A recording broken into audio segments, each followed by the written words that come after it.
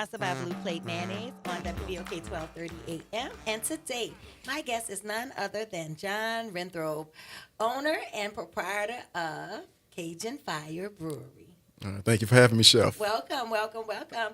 Tell everyone what you do. He has, look, I'm going to be honest, y'all. He has like, what is it? 1, 2, 3, 4, 5, 4 packs of beers. He's in an elite group. He's a black brewer. Please tell everyone what you do. I like to hear that, elite group. So my name is John Renthrope. I'm the CEO and brewmaster of Cajun Fire Brewing Company. I'm a homegrown New Orleanian, and I'm an entrepreneur. I'm also an exporter, and I operate out of New Orleans East. He's doing amazing things. And I was just reminding him before we came on air, I didn't know if he remembered or not, but I met him years ago at a Propeller event, and I just was amazed back then that he was a black brewer, that it was a black-owned beer company. That just amazed me. So here we are. To fast forward to now that we're here is a great thing, because I wasn't even in food at the time, but I do remember your product. You made an impact on me way back then. I appreciate that. Yeah, there ain't many of us in the black beer space, but we exist. We thriving, especially after COVID. You know, it's a lot of us that's able to scale now, and it's a beautiful space. It is indeed. It is. And like I said, this is an elite group. We all know. Have you ever heard of her? Name one other black brewer. I don't know any. And not in addition to that, making beer and selling beer, he's also an exporter. So that's amazing. I don't know any exporters either. So tell everyone how you even came to this, how you began to do beer. Why beer? That's what I want to know. Well, I got into beer because I did want to go in the culinary space, but I couldn't cook as well as you. Thank you. Traditional foods, right? But I could make mean batches of brew. I could follow that science, and my first batches came out pretty good. And then when I matured and looked at the economic side of it, it's a multi-billion-dollar industry. Untapped by people of largely untapped by us. We consume way more than our share of like what we expense out and pay toward it.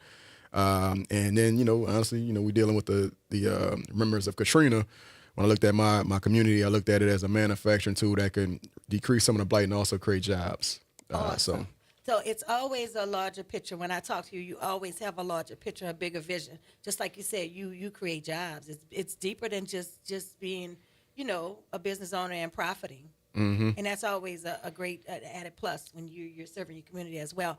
But I'm intrigued by all of the beers that you have. And like you said, when you started did you start at home? How did you do it? I did. I started home brewing. I started in my college dorm. Awesome. And I elevated. That's your own Facebook. Yeah. So then I elevated. I had to scrub my Facebook because, I can't have that on now. Right. If you dig deep enough, you'll find it. But it's but then, are you embarrassed by it? I'm not. By no, my I early ain't. stuff. I refuse to take it off. I just had this conversation. I'm like, I can see the growth from it. I can. I don't know. I don't get embarrassed from it. I just think it's funny. I was in school in Gainesville, Florida, and I ain't know how to act. So it's Oh yeah. Some things better left. We all want that scrub. That's part of our lives, right? Yeah. So I took out a couple of my mother's stove tops, which I replaced, and I just kept going at my business. I started scaling up from 5 gallons to 50 gallons. Did you start selling in college as well? Oh no. I just had a lot of test subjects. Oh, good. Right. But I made some pretty good beer, and probably that was my fork in the road. If the beer didn't taste good, I probably would have moved on to something else. But I was always fascinated with like retrofitting things and figuring out how things work. And on a college budget, I like beer, so I was like, all right, let me find out how to take away that budget and create it for myself. And that was amazing. Yeah. That was awesome. And you had a built-in focus group. Yes, had a built-in focus group. Yes. Yeah. So like I said, tell me exactly where you're located.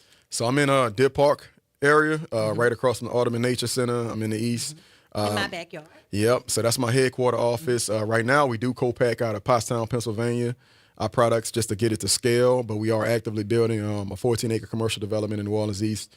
It's the largest privately owned commercial development where we will host this beer company as well as other manufacturing entities. That's awesome. And you said to me earlier, you're going to export from there as well, different products. Oh, yeah. We already exporting, but we want to get it where we exporting it, scaling it up from Louisiana, creating jobs in Louisiana, specifically New Orleans East. That's awesome that you're going to impact the community. Anytime, anything, like I had a guest last week and she has the verdict. She was here and she's impacting New Orleans as well. Yep. And you are too, because that's going to create many jobs in a much needed area. Yeah, and I was at the verdict, the grand opening, so I want to see like more of us have those grand openings and create that kind of energy that you Right. see in other parts of the city. When you have yours, I'll definitely be there. Oh, yeah. I can't wait. And that's my community as well. I live in New Orleans East. But back to the beer, all of these different flavors, how did they come about? And I love the packaging. I know you're the live stream, you can probably see a little bit, but they are amazing. And he put thought into them. So it's not just like getting that regular old Bud Light can. Yeah, we got too much risk history in New Orleans, all Louisiana, to not have that on our cans. So we always lead with that. We don't use any kind of caricatures, nothing like that. We just use authentic images. Like a lot of our cans, we feature like Mardi Gras Indians, so we have them in their that suits. looks like my titty. That is. We got Dawn Riches on this can. And a message in black yep. is beautiful. Big Queen. Absolutely, Big Queen. I love that. Got the Big Chief with Chief Shaka Zulu.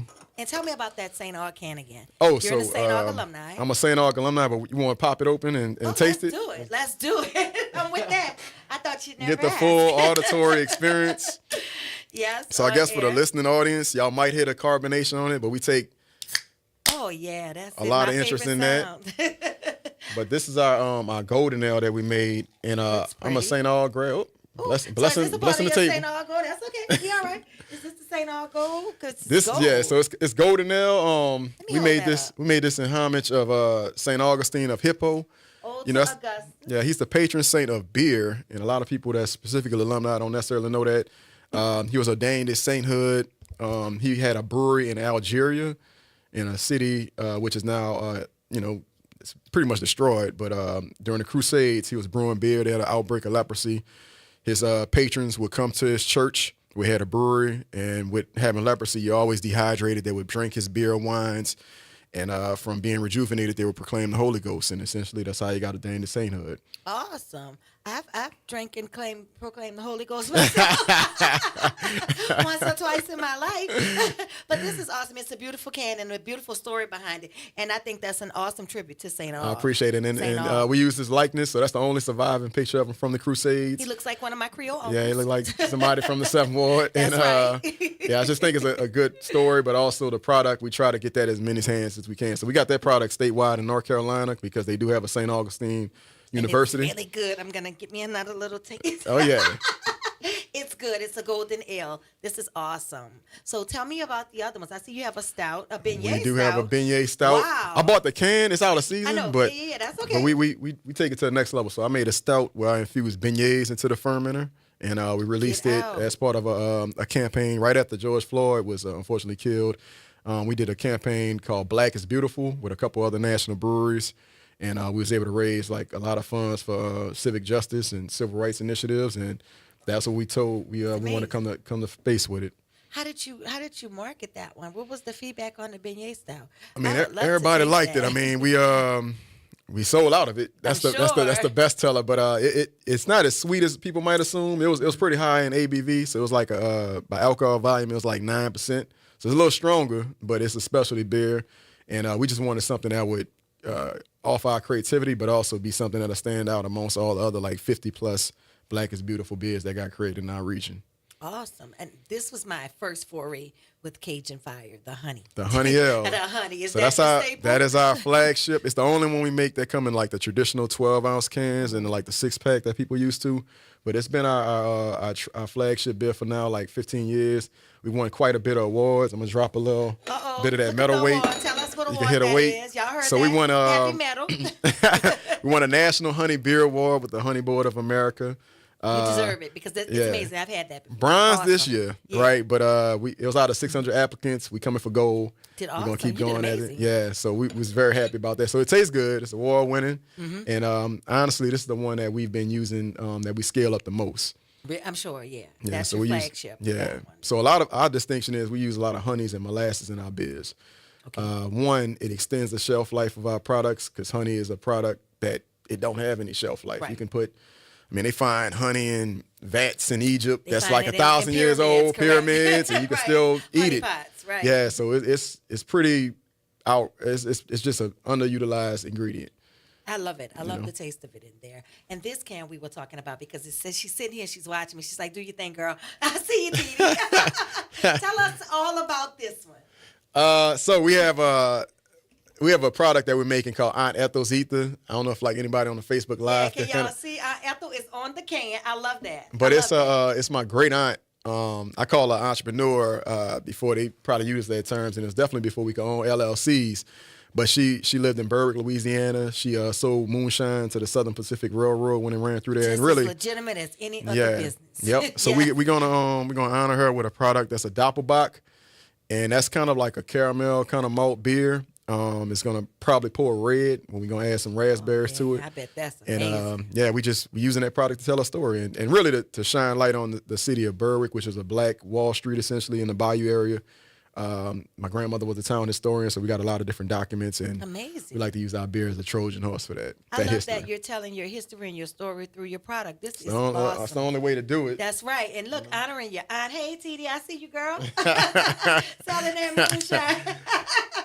She was entrepreneurial. I love it. I love it. It's the honey ale. I'm gonna pop that open. Oh, look, I'm feeling good, y'all. It's good. Going the on a golden flight. Ale, look, the St. Aug deal. Let me tell you, it's amazing. I'm gonna try not to bless the office again with that last pour. That's all right. That's for the folks that's not here. Oh yeah. But you really put a lot of thought into your cans and your product. So where are you? Do you sell it wholesale? Where can we find it? So right now we're our biggest retailer that's carrying us is Total Wine. They normally keep us pretty stocked. We carry it in Total Wines throughout the state, as well as Michigan, North Carolina, and Georgia.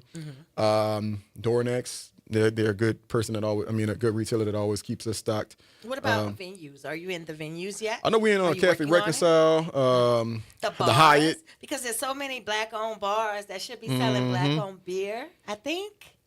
Yeah, Right? but I hold that to us. I know we had some questionable distribution in the past, and we just have unlocked kind of getting But through that's that. okay. Yep. Other companies have questionable distribution or questionable things, and we go running back. So we got to give you a second chance. Oh, yeah, to yeah. patronize you and do it again.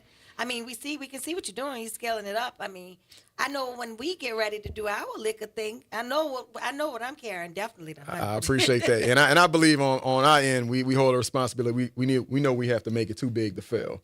So we know there's a lot of competition out there. We know that we necessarily haven't been marketed and advertised beer that's this flavorful in our communities, and that's on us to spread that awareness. Absolutely. Well, you and I were talking about the craft beer industry and how it's kind of like puttering out. But the lone horse, the lone ranger, you still hold the stand. Well, right? yeah, we're not building trends. I think we're building an institution. That's right. So Legacies. and like right now we've been operating now for 14 years. Currently, we're the 14 second. years. That 14 is years. amazing. I hope everyone is listening. He's been in business 14 years. Did you know about this black-owned beer? So right now, as it stands nationally, we're the second longest continuously operating black-owned beer brand in U.S. history. The second? Second longest. The first longest operating, they just hit 21 years. It's Harlem Brewing Company. They're based out of North Carolina right now by a lady by the name of Celeste Betty. She's sister? yeah. Get out. Yeah. Amazing. I love it. So So is it on the East Coast primarily, that one? they are national. Okay, I national. don't know exactly what states, but mainly all the East Coast. A couple spots in the South. But they're even England. So they got a product it's over a there. very select group. It's a small group. Mm-hmm. Tell me just how small. Like you said, you're number 2. She's number 1. How small is this group of black brewers? Because So, I know it to be an anomaly. It You're the is, only one that I know. and it's a niche, so it's a good space to be in. But in my space, I serve as the president right now for the National Black Brewer Association. My job is to make sure That's a thing. The Yeah. National Black Brewer Association. National Black Brewer Association. It's a very new thing. It's a 3-year-old nonprofit. My job is to make sure that more of us that are coming into this space are not going out of business, essentially. So getting a lot of our brewers, communicating, but also making sure we're getting access to a lot of these resources, a lot of federal grants and opportunities that exist, let alone bids. And sometimes because we don't have the infrastructure of communication, we miss out on that. Absolutely. Like Yeah. you and I were talking about earlier, also encouraging the youth, because Mm-hmm. this isn't a path that I think many probably haven't considered. Like I said, this is new to me. So Mm-hmm. I know.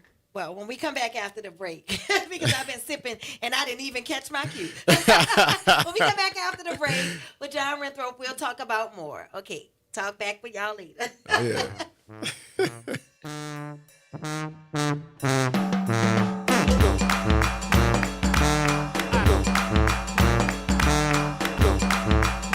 Babies inside of Vaucressan's Creole Cafe, serving the best authentic Creole food in New Orleans. Gumbo, yakami, smothered okra, seafood potato, crawfish etouffee, and more. We're located at 1800 St. Bernard Avenue in the heart of the 7th Ward, Tuesday through Saturday, 11 a.m. to 3 p.m. Ask about catering and event space rental. Follow us on Instagram at Eat Crawbabies NOLA, on Facebook, Crawbabies LLC. Y'all know I'm all about keeping it authentic and keeping it New Orleans. And when it comes to my Ramalade or dressing up a perfect po' boy, there's only one mayo that's been doing it right since 1927, and that's Blue Plate mayonnaise. Born right here in New Orleans, Blue Plate uses only egg yolks, just like my grandmother Viola taught me. That's what gives it that extra rich, creamy texture that makes everything taste better. You know what they say, that's the good stuff. Blue Plate mayo, made in New Orleans and made to make everything taste like family. WBOK. Online at WBOK1230.com. And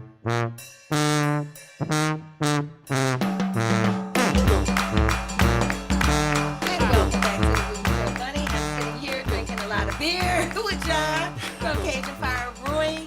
And it's amazing. His beer is absolutely amazing. We're talking about the different flavors.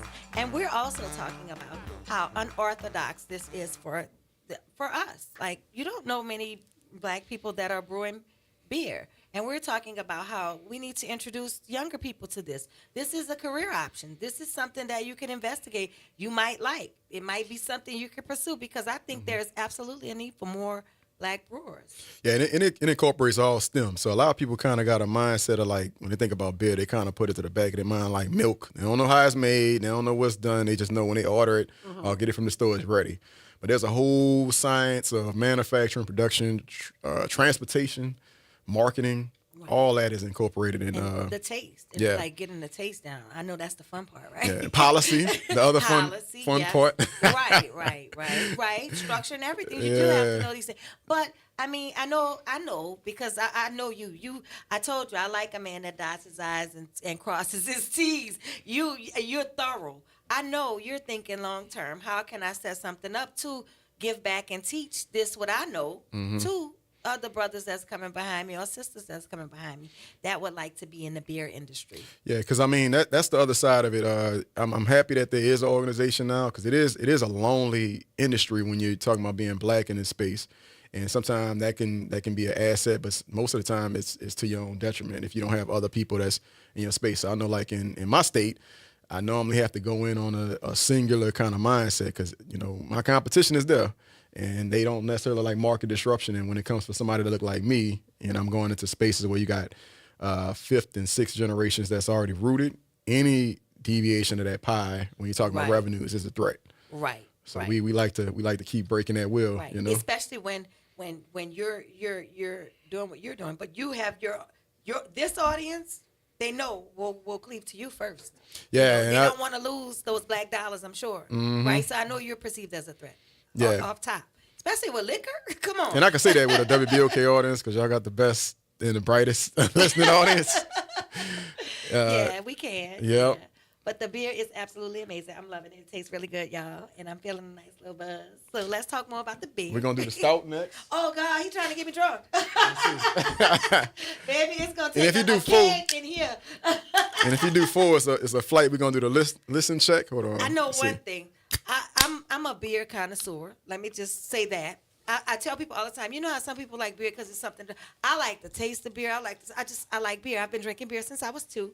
I used to steal my daddy's ponies. Yeah, I'm going to say it on air. And I used to hide them under the pool table. And when I got enough of them, I would open them and drink them. But yeah, I like beer. It's our Big Chief Cream Stout. It's a vanilla-based oh stout. This looks like something from England that you find in a pub. Most people's first introduction to like a stout is a Guinness stout. So it normally pours a dark brown.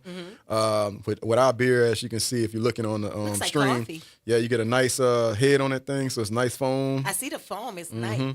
And a trick too, you know, a lot of people think you just don't want to have no foam with your pour, but you know how people mention that they got that bloaty feel. the more foam you see outside the glass, the less is inside your stomach. Right. So right. it's always good I to. like a little foam, especially after 2 glasses when I don't know no better. Oh yeah. So I'm gonna try the stout on air. I'm gonna be honest. I'm not a big stout fan. I think I'm you not a might like lager it. Fan. Yeah, I think you might like it. ponies. Let's But do it. we get a lot of chefs that even if you don't necessarily like to drink the beer, a lot of chefs find a great cooking application with it. So we got some bakers that make like German chocolate cakes with that beer, some This pastries. is good. This Oh, yeah. is really good. Like I said, I'm not a stout, but this is really good. I was expecting something else, but this is really, really good. And if we make something like we develop a SKU and it ain't hitting, we just throw it away. We don't believe in having like just a huge quantity. We want to have products that can stand on their own. And move, right? Yep. So again, let's talk about where you are, where we can find you. You're in Doronex, you're in the markets, but you are in any bars right now? I mean, frequent? Cafe Reconcile. I know they carry us. And we always work with them because they do a lot of great stuff Yes, in the that's a community. great organization. That's my We people. find, I mean, right now, because we're in a transition period with our distribution, we find our products randomly. Like I might find it randomly out, which is a good feeling, but admittedly, I would like to have more control on understanding where it's going. Right, and to direct people to what yeah. is the product. So that Because is- that's what, or the purchasing of it is what makes it popular. Right. So that is a nuance that we are eliminating right now with having our own family-owned distribution. Okay, you'll work that out, I'm sure. I can't wait though. I know Mm-hmm. now that I know you're in Doronex. I'm getting TD beer as soon as it come out. I can't wait for the TD's beer. That's going to be amazing. And this is just the culture of New Orleans. Everything you did, how you gave that ode to St. Aug and your aunt. This is also NOLA and then Black owned. Because I know you from the industry. I see you out everywhere.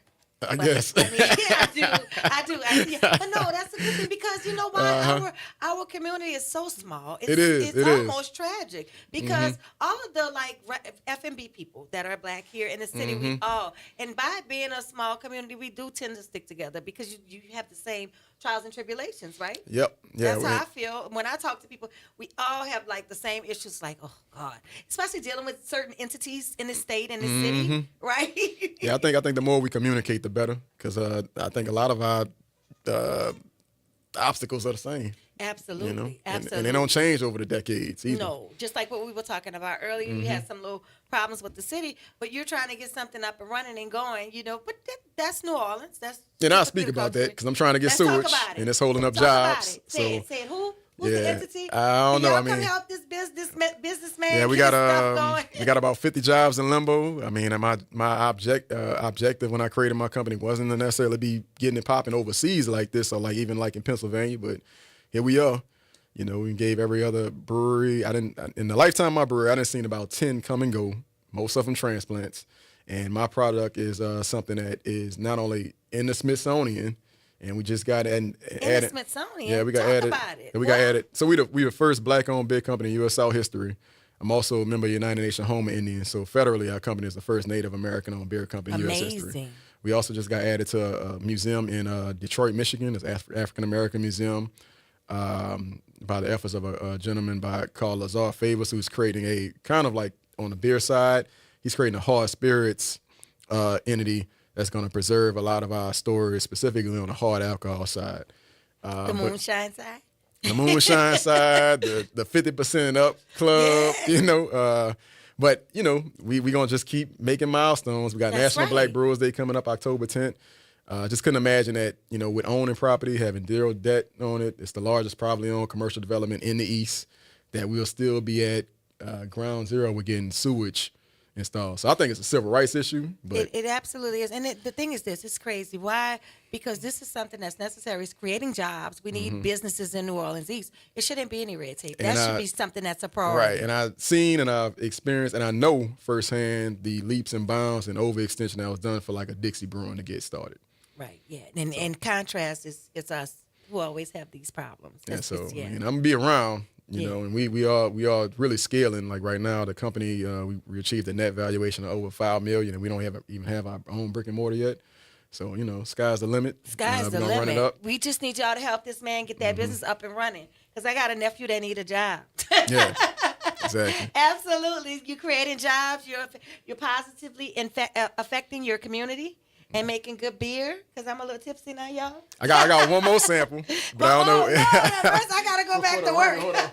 See, I got this. This Y'all gonna get some good food today. and we do make a little Bayou Cowboy. So we got a product called Bayou Cowboy. It's a white ale, A white similar to ale. like an IPA. But we made this product to pay homage to Louisiana cattlemen. And we own and trademark all our names, all the word marks and all that. So, I love the thought that you put into your product. I really do. You didn't just roll out beer. You and thought this about for it. all my family and the trail rides and all that. 'Cause I'm Y'all from, heard you that. know, Cowboy Carter, here we go. yeah, so it's our I don't Bayou know much Cowboy. about that. I'm a city girl, but I respect it. But this is like Blue Moon. It's like a Blue Say Moon less. style product.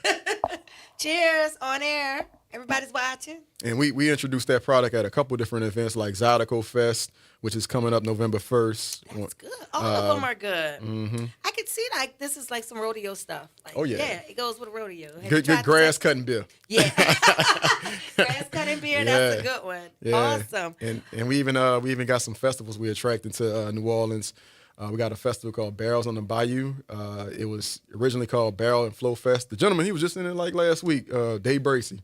It's going to probably bring in about $500,000 of tax revenues to the city. It's going to create a lot of jobs for local businesses and vendors, and it's going to support and bring awareness to Black-owned breweries. So Awesome. When is it? April 18th. You April already got 18th. you got Lafayette Square and Gallia Hall rented out on standby. Does Just it need need some vendors? warm 'Cause bodies. I'll absolutely come with my beer batter crawfish Oh balls. yeah. Black-owned beer festival. The mission is we play black people. Oh, we coming. So, we coming. We'll be there. Say less. Yeah. All right. So tell everybody where they can find you on social media On and social in the media, world. you can find us at drinkcajunfire.com. It's like that on Facebook. We also are featured on a documentary film called One Pint at a Time. It's available on Amazon and Tubi, so there's no excuse. You get it for free in 4K. One pint at a time. One pint at a time, and it more so highlights the history of our contributions to the black beer space as well as my own efforts with starting my company in New Orleans. Awesome. Are you on Facebook, TikTok? I'm on Facebook, Jay Renthrope.